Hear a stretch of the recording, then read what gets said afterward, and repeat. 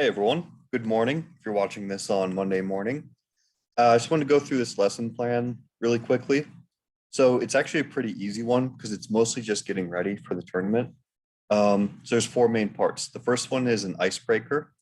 Unlike the more formal ones last time where like put kids into group or whatever and it's all structured. This one's really easy. It's just sort of asking them a question about the tournament, about what they're excited about to sort of gauge where they're at. So hopefully their response is going to be positive that they are excited for the tournament. But if they're not excited for the tournament, if they're feeling anxious or whatever, this question is going to help get to that. And also it's going to help you assess where they're at before we start this off, right? So keep that in mind. The second thing is the Jitsi test. This is really, really important. If you don't do this and we get to the tournament and your Jitsi doesn't work for your kids, it's going to be a huge headache to get things changed in the moment while the tournament's running. But if you go to Jitsi ahead of time and you find out it doesn't work, there's things I can do to solve that problem ahead of time. It's just, I need to know about it. So take your kids to Jitsi, go through the document. It's really easy. It's just basically you give them the link. They shut down the practice room that they're in. They go to the Jitsi link. They see if it works, test the microphone, and then they shut that down and then come back to the practice room. It really shouldn't take more than 5 minutes if everything's going correctly. And even if there are problems, the kid just needs to tell you what the problem is, like their microphone doesn't work or they can't get into the room or whatever.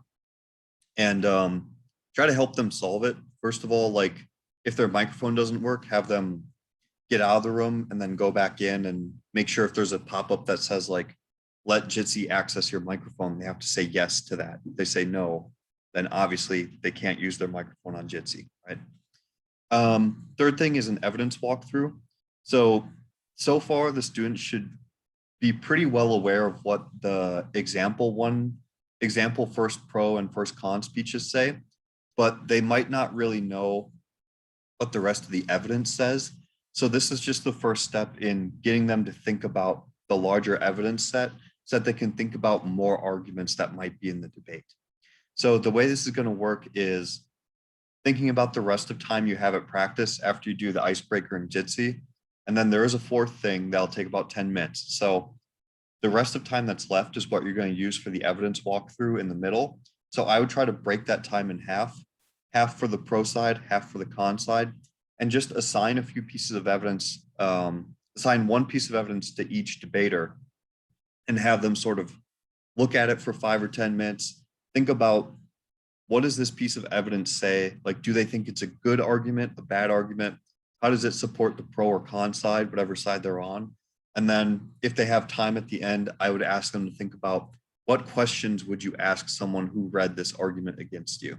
So that way they should have notations on their own piece of evidence. It'll help them use them in the tournament.